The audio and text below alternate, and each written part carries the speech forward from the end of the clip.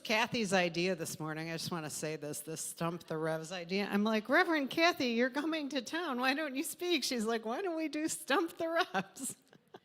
So I have to say that it was never my original idea. I got this idea from Reverend Chris Terry in Dallas and at Heart Space years ago, and we did this several times, and it gives the opportunity for the community to have a conversation and for us to see and test and learn as well, because then we get to see where our gaps are too. Great. So I'm excited to have Reverend Kathy here with us today. If you don't know her, well, Reverend Kathy is one of my best friends. She's from Denver, Colorado, and we went to the Holmes Institute together a while ago. And Reverend Kathy has a very interesting ministry. She has something we call a focus ministry, which is that she's out in the world doing the work, and she's doing it in companies, teaching leaders to be more conscious. And she is one of the wisest people that I know. I always learn something when I hang out with her, so we're super excited to have her here with us this morning. Well, thank you. And I think Amy's one of the wisest people I know, so it's a mutual admiration club, and we also are like sisters, so we might give each other a little bit of a hard time. Yeah, we might. That could happen. It could happen. So, you know, this topic this month, healing, I guess we're just going to do a little tee up. I mean, you can write out some questions, and Linda is going to monitor the chat for us, what questions people have. But we're on this topic of healing this month. And, you know, we know from Joel Goldsmith that there's nothing to be healed, only wholeness to be revealed. And Linda spoke about that last month, like we're not trying to fix something that's broken. And specifically, I thought we might start a little bit talking about affirmative prayer and how does affirmative prayer move us forward and realizing this wholeness within ourselves, whether we're talking about physical healing or we're talking about, you know, healing a sense of ourselves not being enough or whatever we're trying to heal, or praying for someone else. So could you share a few thoughts? I know that wasn't a real question. So it begins. Yeah, I remember when I first learned about this teaching years ago and began studying that the notion of affirmative prayer was really foreign to me, because I came from a tradition and a background where you asked for things, you hoped for things, you begged for things. You were praying to something outside of you. Yeah, all that kind of stuff outside of myself. And it took a while for me to grasp the principle of affirmative prayer. What does it mean to come from a vision instead of trying to get to something, but to actually recognize that the spiritual truth of something already exists, and it's about my getting my own vibration, my mindset, my consciousness in alignment with what is possible, what is already, and moving into the band of resonance, if you will, with that idea, becoming harmonious with the thought of wholeness, of healing, and not caught up in the condition of it. And it's still an ongoing practice for me. It depends on how emotionally attached I am to something. But the difference is that when we know that God is, and therefore we are, and the I am is all, and it's the declaration of our deep connection with everything that is, the very energy, the very life force that hung the moon and the stars and causes the tides to turn in perfect time and rhythm, and even causes the rain to fall when it thinks it should, even when we would love for it not to be that way and be sunny for our picnic. You know, so all of that is working in perfect time. It's that we can't always see. We can't always see the bigger picture. We can't always see that, but we can know that that power is not limited. And we have access to that power, and the I am is a declaration that I am one with all that is, because there's nothing else I could be.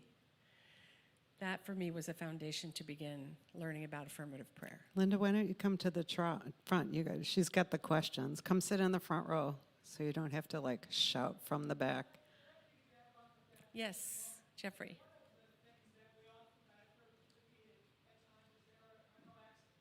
There are no accidents.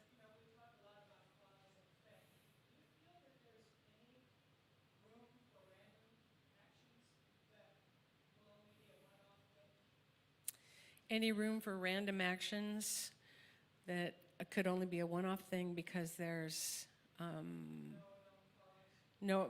because there's no root cause or something? I actually believe we live in an ordered universe where there are causes of all kinds, but I'm not sure that they're direct linear causes the way my intellect can understand. So I believe that there is cause and effect, but it's like that cliche about the butterfly. Butterfly's wings flap and there's a tsunami on the other side of the world. It's that sort of a bigger picture thought that's got more abstractness to it than I think I can linearly understand. I do believe that there are times where things appear random, and in fact, in our experience, they are. But I'm not sure that there isn't a cause. Well, and if you think about nature, all these things that are going on right now, right? And you cannot deny all the things that are happening this week, like the Pakistani village, and there's just things happening everywhere. But it's like when those things happen, I think this is, if this is all part of the divine intelligent universe, like there is some intelligence happening even in the midst of what we would call human tragedy. I also think it's important to understand for ourselves what context we're holding. If our context is, it's this life, in this country, in this city, in this day, that's a narrow context. If my context is, it's an eternal plan, it's always unfolding, the whole universe is involved, then something that feels random to me may actually be an effect, or it may be a cause, or it may be a key piece. Or it might be part of collective consciousness. Exactly. It's around what's good for the whole, not just good for me, as much as I'm pretty sure I'm the center of my entire universe. So I just want to be honest. I think about the that. other thing, and we're coming to you in a second, I think the other thing is like we don't know why things happen. I remember I was taking a class at the Chopra Center, and one of his teachers, one of my friends, went up to one of his teachers, and I've told this story before, but said, you can't tell me when some terrorists kill children that there's a reason for that. And he said to her, we don't know why things happen. Right? There are some souls who come to serve others, because through what happens to them.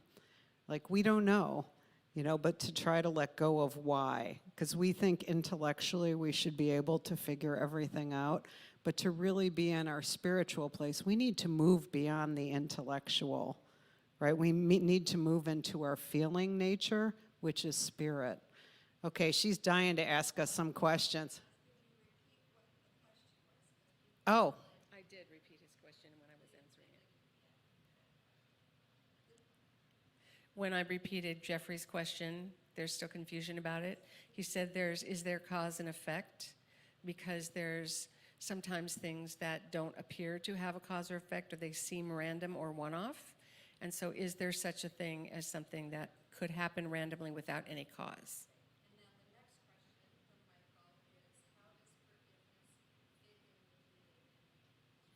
Oh, good question.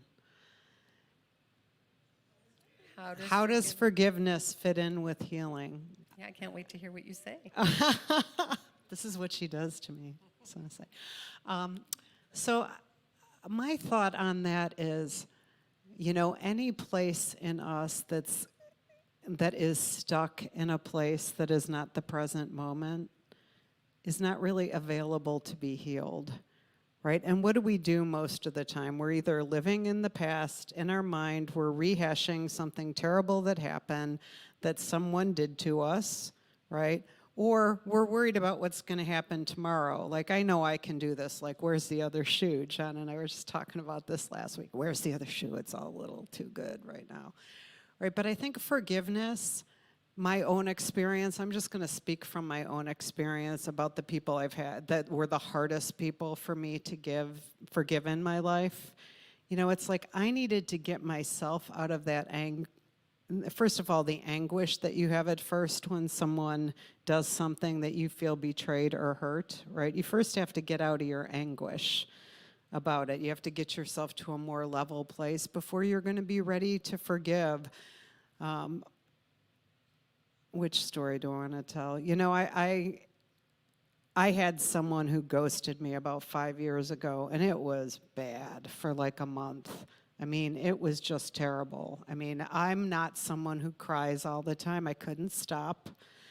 And because I just couldn't believe it, you know? I just couldn't believe it. Like the actions of the person were so different than their words and their behavior, and I just couldn't believe it. And then, you know, it took me a while. It probably took me a couple months.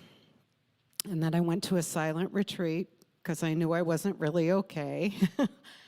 And then later I came to a place of forgiveness, right? But I also had to forgive me, right? Because if I'm truthful, you know, there was some stuff early in that relationship that was red flags, and I did not listen, you know? And so for me, the forgiveness is just part of the step of the healing. And there's so many good forgiveness paths. Like I personally love Colin tipping because it helps you reframe the story. And I don't know if you'd add anything to that. You know, I remember that experience, and I Yeah. remember watching you walk through that. It's really important to know that we are human. We are spiritual beings, but we are also in a human body, which means we came with an emotional self, a physical self, an intellectual self, and all of those pieces are necessary. I don't think we're called to separate them and judge them. I think we're called to integrate them and move to a higher level of our spiritual self being the one that's driving. And how then do we see things at a greater level than it appears in this physical plane? So if we don't deal with our own emotional pain and our own emotional needs, and we don't even inquire into that because we want to get really quickly to the forgiveness part, or we shouldn't feel a certain way or whatever, we're dishonoring. We're dishonoring ourselves, and we are dishonoring the spirit that gives us life because we're equipped for all of this. What if it's part of our ongoing growth? What if it's required for transformation? What if it's required to be able to deal with and process through and learn a new way of raising our awareness to where we get it that we're okay, no matter what, we're okay. And there's a bigger context going on. So that for me is the first piece, because that was a bit of a struggle during that time, you know, that, and I've had the same experience when I recently had some of what I thought was a very close friend betray me in a huge and public way. Humiliating, all kinds of things. And it took me a bit, and Aimee was the one going, now remember, you got to feel what you feel. You know, and I'm like, I don't want to freaking feel what I feel. But I just want to kill him right now. Yeah, right. But, you know, I want to punch somebody in the throat. But actually moving through that awareness that that's my human side, and my human side needs a voice. We don't shut down any part of ourselves. We do learn to bring it forward in a more productive and more affirming and more life-affirming way. Forgiveness also, I think, is really critical to recognize that we're not forgiving the behavior. We're not making the behavior of whatever happened okay. We're not saying you get to treat me like that. You know, I'm not worth it, so come and run over me. We're not saying that at all. But what we are saying is that I refuse to drag this moldy energy around with me and let it continue to impact my relationships, to limit my ability to be whole and let my light shine. I refuse to let that mold be all over me. Instead, I'm going to release that, and I'm going to see that you are a child of God no matter what. And even though I don't understand it, that's fine, and I'm going to own the fact that we are out of resonance, and it's not healthy for me to be around. But like feeding, we were talking driving in about feeding like resentment and hate, like that energy of it. Like right now that's super popular about like to say, I hate something. There was a billboard that says, I hate Steven Singer, which neither of us know what that means. But probably something that young people we were know. talking about just like our words infuse our energy. So like we want to be super careful with the word we choose. I try not to say hate, I say not my favorite. Right, because I just don't want to, like, you get that, I get an icky feeling when I say I hate, you know, in my body. Well, and also, to the healing point of it, if you're living in a home that's full of mold, you can't be healthy. If we're living in a space that's constricted and not clean, we can get sick. if we're trying to heal something in our lives, whether it's physical, mental, emotional, whatever it is, if we're standing in a place of claiming healing as wholeness as our natural way of being and returning to that state, and we're feeding any part of our world with this kind of low vibrational, moldy darkness, then how are we going to be healthy? We don't eat rotten food, but we often think rotten thoughts. But it's not that we're never going to have them again. Like No, sometimes we're you have a human. visceral reaction to something because it pushes a button from the past. And it's like, just to do your work to not stay there. Like it doesn't mean it's not going to happen. You just don't choose to camp there and put your flag up. And bringing it back to the question Michael asked, we don't want to plant our flag in whatever the thing is we need to forgive. You know, we don't want to live there. We want to say, okay, I still got some work to do here. You know, let me do it. Do we have any more questions online? Okay, Connie.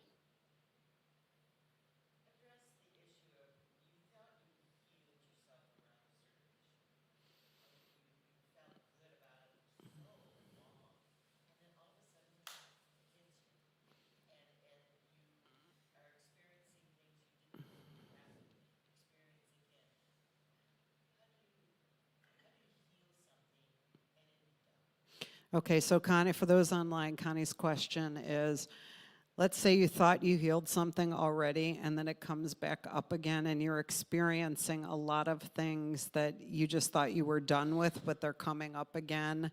What do you do to heal that and heal it permanently?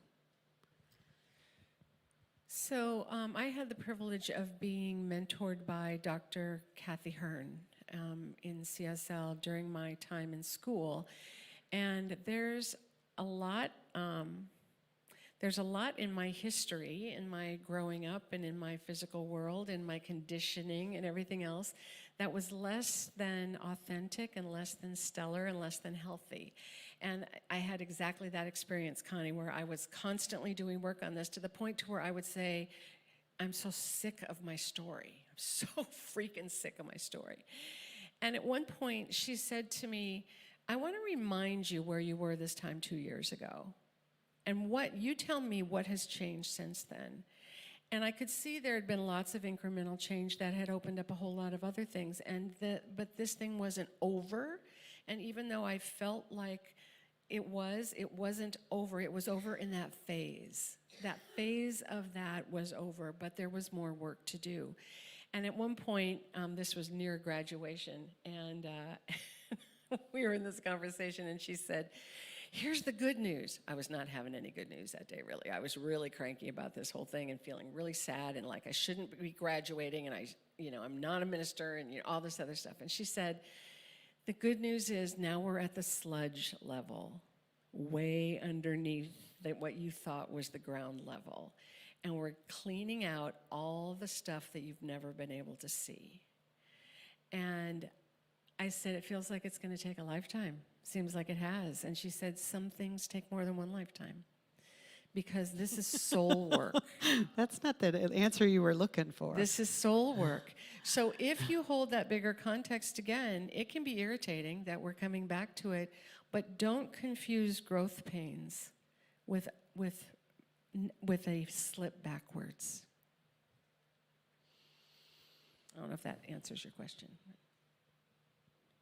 Yeah, you know that thing about like maybe there's something deeper. I've had something I've been working through, and I didn't really make the connection, but somebody, either Kathy or someone else, asked me a question, and I'm like, oh, that's what it reminds me of. It reminded me of something with my parents, because my parents, tail end of a bunch of kids, just a story here, just to be clear, and they just were not very attentive to my brother and I. It's sort of a joke with us. He's like, yeah, we were each other's parents. See, that's why I'm still a kid. That's what he says. But like that inattentiveness and like the embarrassment of being like a teenage child whose parents were not paying attention to silly things like I outgrew my bra, I didn't even know. okay? Like things like that, or making sure that, you know, you're going through the things that you need as you grow up. All those things, you know, no one was explaining them to me because my siblings, except my brother, who wasn't going to be very helpful on girl stuff, had already left home. But it's like, you know, and I was never angry at my parents about it. I don't even know if I realized it till I was on this path for a while. But it's like, oh, okay. You know, so that's still, this issue touches that button that is still apparently there that I thought was gone. So I think it happens to everyone. You know, we all want to, I was thinking about this meditating today or yesterday. I'm like, we all want to push a button and have everything in life magically change. Right? But that's not life, right? But it's like we see that on TV. Oh, she meets the perfect person. She gets married.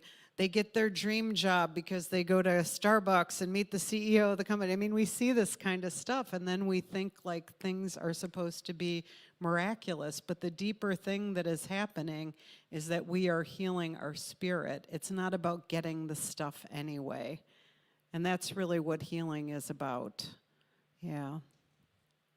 Oh, someone's downstairs. Can someone go downstairs and yep, we got someone downstairs. Okay, no more questions on the chat. Somebody's got to bail us out. We got about 5 more minutes.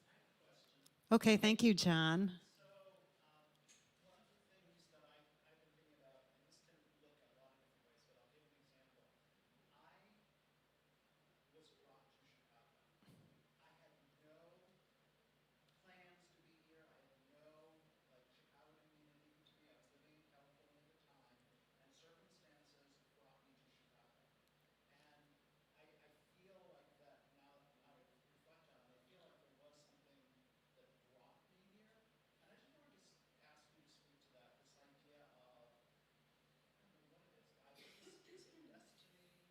It's almost like flow or something. So for those online, John is saying that he came to Chicago and he didn't really have a plan. He just sort of ended up here from California, and he's just been reflecting on this, like, was there a bigger plan, you know, and how life moves. Did I say that right? I also heard you say that you feel like it's a good thing that this is part of your life path, and you were wondering about that. Is that true? Wondering about the path not Don't taken we as all? well. Yep. Yeah, I think that sometimes life does seem to be leading us. And I always, it's sort of like the flow. Do you guys ever hear of this book, Flow? Csikszentmihalyi, he was at University of Chicago. He might have died recently. But his whole thing was about like being in the flow of life. And I feel like the things that are meant for us, the doors open, and the things that are not meant for us, we couldn't force that door open. And I've learned to trust that. Like if the door opens, to walk through it. But if it's like, if I'm banging on that door and it just won't open, I have to look at it and say, hey, is this the door I'm supposed to open, right? Yeah, and I also think that I think there's a whole lot of indicators that we get through our human senses that give us a sense of our intuition and God speaking to us in different ways. So I think that that is not only just when things are aligned and there are unicorns in my front yard and there are bunnies singing when I come out the door. Sounds beautiful. You know, it's not always that sort of thing. It can frequently be when I'm experiencing some very strong discontent or some very strong longing for something to be different. Frequently, I think something outside me has to meet that need, as opposed to remembering that if I have a longing or a discontent of some sort, that's guidance. That's guidance. And instead of playing, why not, why isn't this happening, what if instead I play, what if? What if I were to do this? What if I were to do that? I don't really believe that there's any wrong road. I believe that there are roads that are more arduous and roads that may be more painful and roads that may be more limiting. But I think that what our soul is here to do is accomplished in the life path that we choose, because I don't think God goes, uh-oh, they got away. Don't know how, oh no, no. Okay, well, now he's in Chicago. too bad, because his whole destiny was here in California. You know, I just don't think that it feels that way. It does feel that way at times, or it can create a wondering. But I honestly believe that our souls are on purpose, and we're each on an individual growth path, and we're unfolding perfectly, and we may not get to see it in this lifetime. It may be for something that we may be healing something from our generational past that we are healing for many people in our line. We don't know. Aimee said before that why is a tough question, because our intellect wants to get involved and understand, and therefore, you know, we can only understand what we can understand. Well, there was a time where people thought understanding meant the earth was flat, fully flat, always, you know, and that you'd fall off the edge if you took a boat and did that and all that kind of thing. We don't know what we don't know until we know it, and then we can't unknow it. So why is a very low vibrational question. It's not a higher vibrational question. If we get curious, we don't need to know the why. We need to know more about the what, or what's next, or what's possible. Or what's speaking to me. What would I love, as Mary Morrissey says. What would I love? It's really about resonance and noticing what's resonating with you, and noticing, you know, the times that like you have enthusiasm, those times that like you can't help but like move towards something because it's speaking to you. And then also noticing like when you have that feeling within yourself, which I can think of sometimes in my life, and I've said this before, where it was almost like someone put their hand on my chest invisibly and said, don't go there.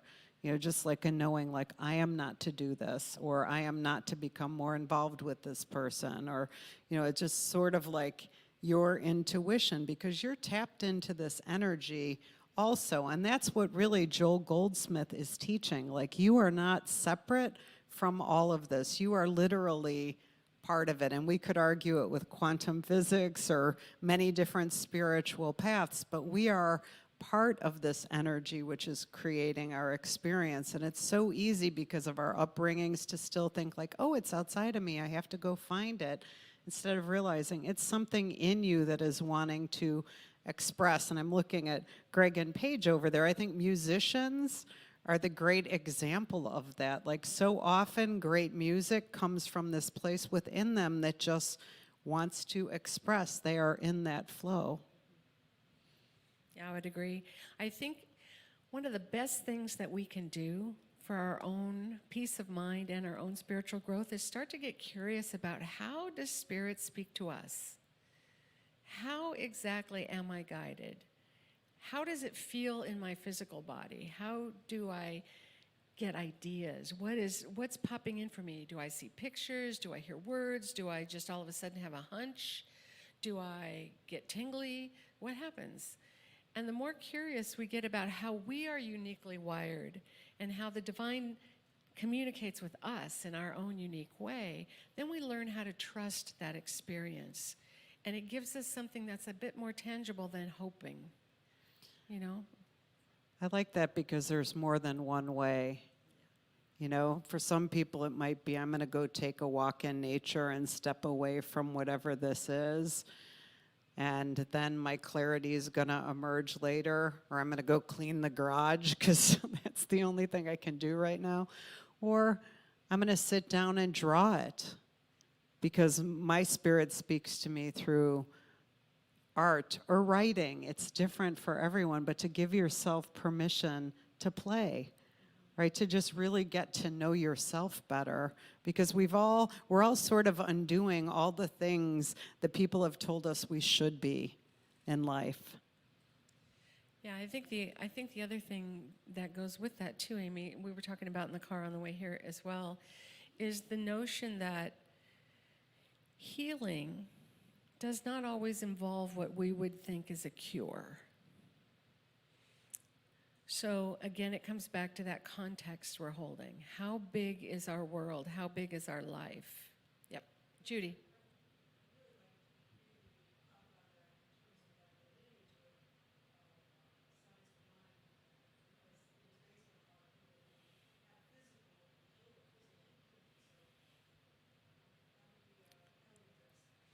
Well, We should say what the question is oh yeah, first. go ahead.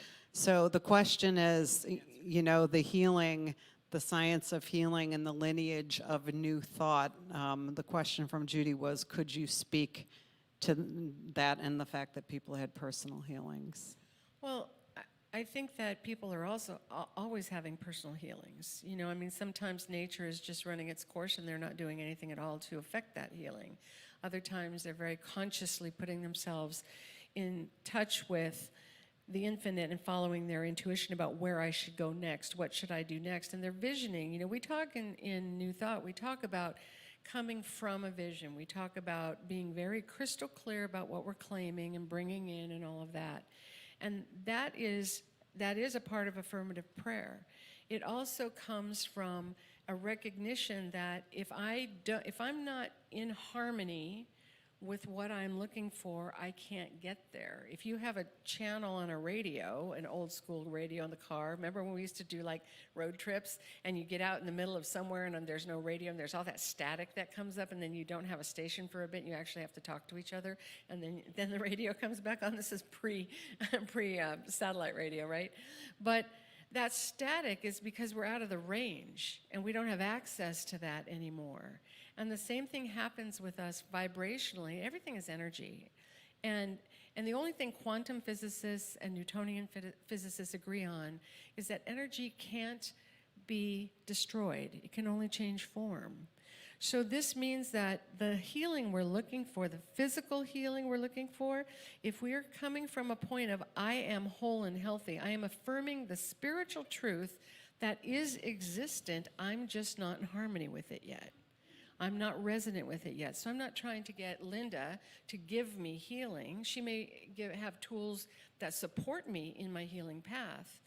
But the healing piece of it, I think, is because it had such a physical impact, Judy. You know, if people could see it, you know, like Charles Fillmore and his leg growing and all the different pieces like that, that people can see, it made it easier for them to begin to explore the idea of healing in a variety of different ways.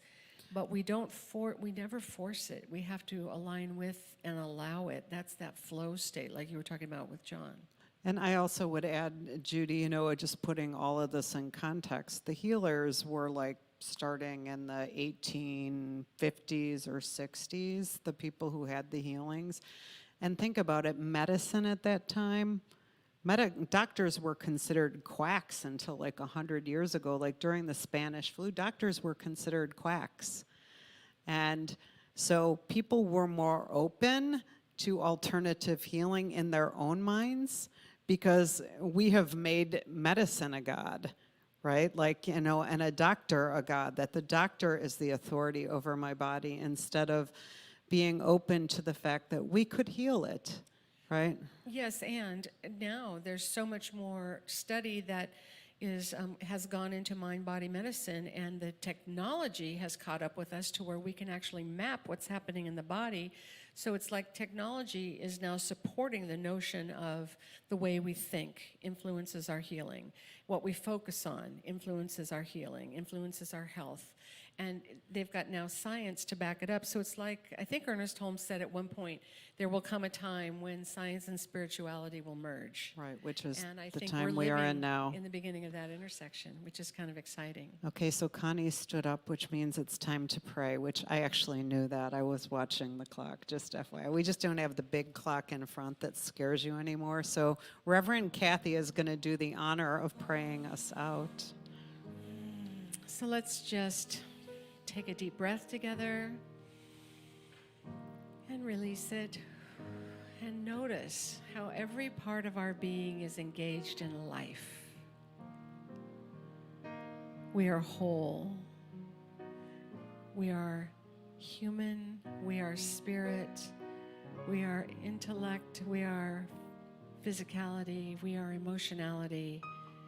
We are complex, multifaceted beings, but at the root, at the core, the cause and the support of all of it is that we are spiritual beings having a human experience.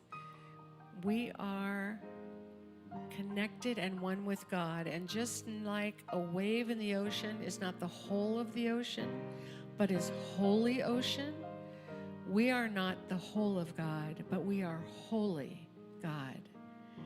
That's all we could be made from. So I just know that this continual exploration in how we expand and how we express and how we align with what is and how do we bring harmony to our own inner worlds and express that outwardly is a continual unfolding. And just as our blood circulates without our having to do anything, our continued unfolding and growth also unfolds. We get to participate, we have to participate, but we're not in charge of creating it all by ourselves. So what I know is that we remember, we leave this place, we leave this time, recognizing and remembering and acutely aware of the fact that right where we are, God is. Right where we are, God is. And we are always sourced, we are always resourced, we are eternally blessed, and we are continuously growing, expanding, and healing. And it's enough. We are enough, and we are on purpose, and we are guided. And when we need additional support, we have community to support us in that way. So I just bless this time together. I bless all these questions. I bless all of the responses. I bless the continuing unfoldment of learning that happens even well beyond this time. And I bless Cityside as a community. This is an amazing, amazing heart-centered place. So with deep, deep gratitude, knowing that all of this and something even better is unfolding for each and all of us now, I just say with deep gratitude and complete calm assurance, all is well. And so it is. And so it is.